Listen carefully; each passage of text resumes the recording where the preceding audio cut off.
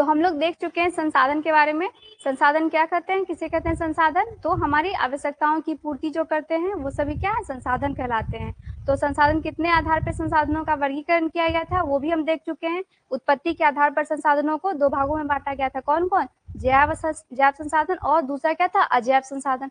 फिर था क्या, समाप्यता के आधार पर संसाधनों का वर्गीकरण किया गया था। फिर स्वामित्व के आधार पर संसाधनों का वर्गीकरण किया गया था। अब नेक्स्ट है विकास के स्तर के आधार पर संसाधनों का वर्गीकरण।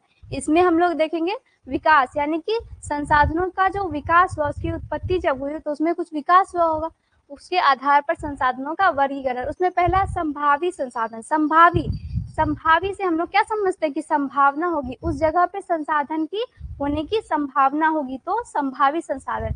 इसमें क्या है, वे संसाधन जो किसी प्रदेश में विद्यमान हैं परंतु उनका उपयोग नहीं किया गया है, तो उसको वो भी क्या कहलाता है, संभावी संसाधन। यानी कि कहीं पे किसी क्षेत्र में संसाधन क्या है तो, लेकिन अभी उसका ज्यादातर यूज नहीं किया गया है, अगर किया भी गया है तो बहुत बृहद पैमाने पर उसका यूज नहीं किया गया, तो वो क्या कहलाएंगे, संभावी संसाधन। अब संभावी संसाधन में क्या क्या एग्जाम्पल होंगे उसके, तो ये क्या है, एक सोलर प्लेट है जो कि हम लोग जानते हैं गांव-गांव में इसका यूज हो रहा है। सोलर प्लेट का ये है, विंड एनर्जी से जो बिजली बनाया जाता है, ये क्या है, इससे क्या है, बिजली बनाया जाता है, और इससे भी सूरज की रोशनी से ये क्या चार्ज होता है और बिजली उत्पन्न किया जाता है इससे। तो ये सब किसमें आएंगे, संभावी संसाधन। फिर नेक्स्ट क्या है, भंडारित संसाधन। अब भंडारित क्या है, एक तरह से संभावना है, एक तरह से भंडारित क्या समझते हैं हम लोग की संभावना है कि हाँ संसाधन तो है, लेकिन क्या है वो भंडारित है, अभी उसके लिए अभी टेक्नोलॉजी वैसी नहीं लाई गई, अभी उसको निकाल के यूज करने के लिए टेक्नोलॉजी वैसी नहीं लाई गई है जो हम उसको निकाल के अपने दैनिक जीवन में उसका यूज कर सके। तो इसका एग्जाम्पल सबसे बड़ा क्या है, हाइड्रोजन।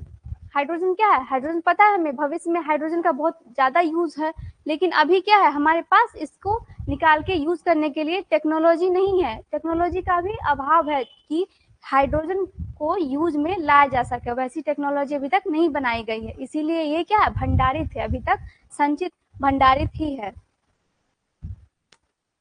फिर है टॉपिक क्या है कि संसाधनों का विकास आखिर कैसे हुआ। हम लोग संसाधन के बारे में पढ़ लिए कि संसाधन होता क्या है, कितने आधार पे संसाधनों का वर्गीकरण किया गया। अब संसाधनों के विकास के बारे में जानेंगे। तो हम लोग जानते हैं क्या, हम लोग सब जानते हैं कि हम लोग क्या संसाधनों के बिना रह सकते हैं, नहीं रह सकते हैं। मनुष्य क्या संसाधनों के बिना रह सकता नहीं, क्योंकि वो कहीं जाएगा, सांस लेगा, पानी पिएगा, सब में क्या संसाधन का ही उपयोग है, सब में संसाधन का उपयोग है। तो मानव अस्तित्व के लिए संसाधन क्या अत्यंत महत्वपूर्ण है, बिना संसाधन के मनुष्य अपने जीवन की कल्पना नहीं कर सकता, क्योंकि हर एक चीज में क्या है संसाधनों का उपयोग होता है। ऐसा विश्वास किया जाता है कि संसाधन प्रकृति की देन है। हमें संसाधन कहाँ से मिलता है, हम लोग सब जानते हैं संसाधन हमें कहाँ से मिलता है, प्रकृति से मिलता है।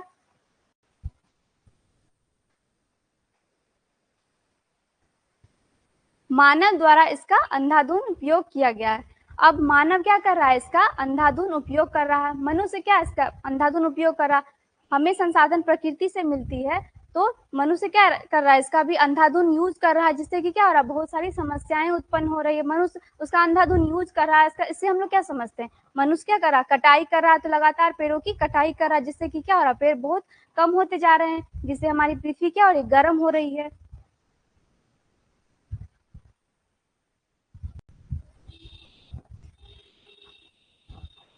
अब है कि कुछ व्यक्तियों के लालच व संसाधनों का ह्रास, मतलब क्या, मनुष्य जो है लालच के वश में आकर के संसाधनों का ह्रास कर रहा है, लगातार धन ज्यादा कमाने के लोभ में आकर के संसाधनों का क्या कर रहा है, ह्रास कर रहा है। लगातार खनन अगर कर रहा है, कहीं पे खनन हो रहा है तो लगातार खनन ही होता जा रहा है।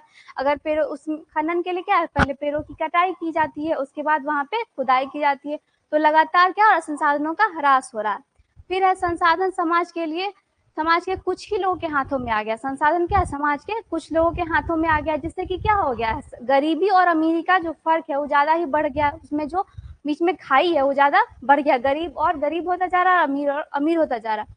संसाधनों के अंधाधुंध शोषण से वैश्विक पारिस्थितिक संकट पैदा हो गया है। जैसा हम लोग अभी बात कर रहे थे कि संसाधनों का जो ह्रास हो रहा है, तो समस्याएं रोज नई नई समस्याएं प्रकट हो रही हैं, उससे क्या हो रहा है, हमारी पृथ्वी गर्म होती जा रही है, ज्यादातर पेड़ों की कटाई हो रही है, उससे क्या हो रहा है, लगातार पेड़ खत्म होते जा रहे हैं, तो उससे हमारी पृथ्वी क्या है, गर्म होती जा रही है, बारिश कम हो रही है, भूमंडलीय तापकरण ज्यादा होता जा रहा है। ये सब देख सकते हैं हम लोग। ये क्या है, ये अगर बारिश नहीं होगी तो हमारी पृथ्वी कैसे हो जाएगी, ऐसी ही हो जाएगी, बंजर। अगर बारिश हो, अगर हम लोग अपनी पृथ्वी का ध्यान रखें, संसाधनों का सही उपयोग करें, तो ऐसे हरे भरे रहेंगे। लेकिन अगर इसका प्रतिदिन, दिन प्रतिदिन ऐसे ह्रास होता जाए तो एक समय आएगा कि क्या हो जाएगा, पृथ्वी हमारी ऐसी हो जाएगी। ये है हम लोग अब जो फैक्ट्री दिन प्रतिदिन लग रही है, जितनी ज्यादा पॉल्यूशन हो रहा है, उससे क्या हो रहा है, ओजोन लेयर में छेद हो गया। हम लोग सुने थे ओजोन लेयर में क्या होता है, छेद। तो ये क्या, ओजोन का ह्रास, ओजोन के परत में छेद, जिससे कि ओजोन परत में अगर छेद हो जाएगा, अगर ज्यादा बढ़ जाएगा, वो छेद हो गया ज्यादा बढ़ जाएगा, तो क्या होगा, सूर्य की किरण क्या डायरेक्ट पृथ्वी पर आएगी, और उससे क्या होगा, ज्यादा से ज्यादा और बीमारी बढ़ने लगेगा। और ये है इसमें हम लोग देख रहे हैं, इसमें क्या है कि फैक्ट्री इतनी ज्यादा लग गई है, जिससे क्या होता है, दिन प्रतिदिन बीमारी बढ़ता जा रहा है, इतना पॉल्यूशन रोज बढ़ता ही जा रहा है। अगर समस्याएं इतनी बढ़ रही हैं तो इसका कुछ ना कुछ समाधान भी होना चाहिए, कुछ ना कुछ समाधान सोचना चाहिए हम लोगों को कि कैसे हम इसकी रक्षा कर सकें। तो एक है सतत पोषणीय विकास, इसके बारे में हम लोग जानेंगे। ये है क्या, सतत पोषणीय विकास आखिर किसको बोलते हैं। तब जो संसाधनों का इतना ह्रास हो रहा है, उसको बचाने के लिए क्या किया जाए, तो एक उपाय है, एक प्रक्रिया है, उसको क्या बोलते हैं, सतत पोषणीय विकास। ये क्या है आखिर, ये आर्थिक विकास की एक प्रक्रिया है, यानी क्या है, एक प्रक्रिया, एक प्रोसेस है। अब क्या है ये, तो जिसका उद्देश्य क्या है, प्राकृतिक संसाधनों तथा पर्यावरण में बिना किसी हानि के, यानी कि क्या, हम पर्यावरण को बिना किसी हानि के, उसको बिना हानि पहुंचाए उसका यूज करें, और खुद के लिए भी और हमारी आने वाली जो पीढ़ी है उसके लिए भी बचा कर रखें। दोनों के लिए अगर हम बचा के उसको, उसकी गुणवत्ता को बनाए रखते हैं, तो ये क्या, इस कैसा प्रक्रिया, ये सतत पोषणीय विकास, इसी को क्या बोलते हैं, सतत पोषणीय विकास। ये क्या एक प्रक्रिया है। अब आगे बात आता है कि भारत में संसाधन नियोजन, आगे का टॉपिक क्या है, भारत में संसाधन नियोजन। अब नियोजन का मतलब क्या होता है, नियोजन का मतलब होता है प्लानिंग करना। प्लानिंग हम लोग जब स्टार्ट करते हैं पढ़ाई, तब भी प्लानिंग करते हैं कि हमें इतना सारा कवर करना है, ये सिलेबस इतने दिन में खत्म करना है, ये सब्जेक्ट इतने दिन में खत्म करना। तो कोई भी चीज स्टार्ट करने से पहले क्या किया जाता है, प्लानिंग किया जाता है। तो भारत में भी इसके लिए कुछ प्लानिंग किया गया है संसाधनों का। तो भारत क्या है, भारत कैसा देश है, भारत में बहुत ज्यादा विविधता है। हम लोग देखते हैं क्या, वर्गीकरण किया गया है, विभाजन है। तो भारत में क्या, कहीं पठारी क्षेत्र है, कहीं पहाड़ी है, कहीं रेगिस्तान है, कहीं पे बारिश ज्यादा होती है तो कहीं पे कम। तो इस वजह से क्या है, इसका वर्गीकरण अलग अलग तरीके से किया गया है। तो संसाधनों की मदद से समुचित विकास करने के लिए, पूरे को विकसित बनाने के लिए जरूरी है कि जब हम योजना बनाएं, जब हम प्लानिंग करें, अगर किसी चीज की जब हम योजना बनाते हैं, उस समय क्या है, टेक्नोलॉजी, कौशल और संस्थागत बातों का ध्यान रखा जाए। इन सब बातों का ध्यान रखा जाए, क्यों, कब, जब हम प्लानिंग करते हैं कि उस जगह पे, उस क्षेत्र पे, जहाँ के लिए हम योजना बना रहे हैं, वहां पे कौन सा चीज, कौन सी टेक्नोलॉजी वहां के लिए उपयुक्त होगी। और क्योंकि हर जगह एक जैसी मिट्टी नहीं है, हर जगह एक जैसी जलवायु नहीं है, इसीलिए क्या है, हर जगह के लिए अलग अलग जरूरी चीज होगा। भारत में प्रथम पंचवर्षीय योजना से ही भारत में संसाधन नियोजन का एक प्रमुख लक्ष्य रखा गया। जब भारत स्वतंत्र हुआ, जब भारत क्या आजाद हुआ, उस समय से ही क्या, भारत में संसाधन के नियोजन के लिए इसका लक्ष्य रखा गया, इसके नियोजन पे ध्यान दिया जाएगा, इसके उपयोग पे। इसके लिए क्या है, कुछ मुख्य बिंदु हैं कि कैसे कैसे क्या क्या किया जाएगा। अगर प्लानिंग करते हैं तो उसमें कौन कौन से मुख्य बिंदु हैं, उस पर बात करेंगे। तो पूरे देश में विभिन्न प्रदेशों के संसाधनों की पहले क्या करेंगे, पहले तो पहचान करेंगे कि कौन कौन से क्षेत्र में कौन से संसाधन पाए जाते हैं, कितनी मात्रा में पाए जाते हैं। क्योंकि जरूरी नहीं है कि हर जगह एक सा संसाधनों का वर्गीकरण हो।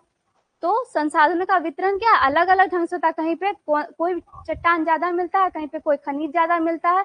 तो इस तरह से क्या है, विभाजन अलग अलग है। इसीलिए क्या करेंगे, पहले हम पहचान करेंगे कि आखिर कौन से प्रदेश में कौन सा संसाधन पाया जाता है, उसका एक लिस्ट बनाएंगे।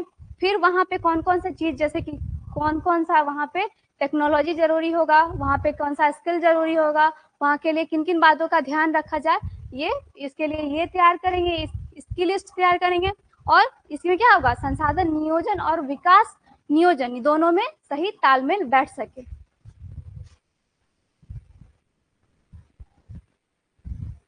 अब नेक्स्ट टॉपिक है हमारा संसाधन संरक्षण। संरक्षण से हम क्या समझते हैं? किसी चीज को बचाना। संरक्षण क्या करते हैं? संरक्षण से मतलब क्या समझते हैं? किसी चीज को बचाना, किसी चीज को की रक्षा करना। तो संसाधनों को, अब संसाधनों के संरक्षण के बारे में बात करेंगे तो क्या हो, संसाधनों की रक्षा कैसे की जाएगी?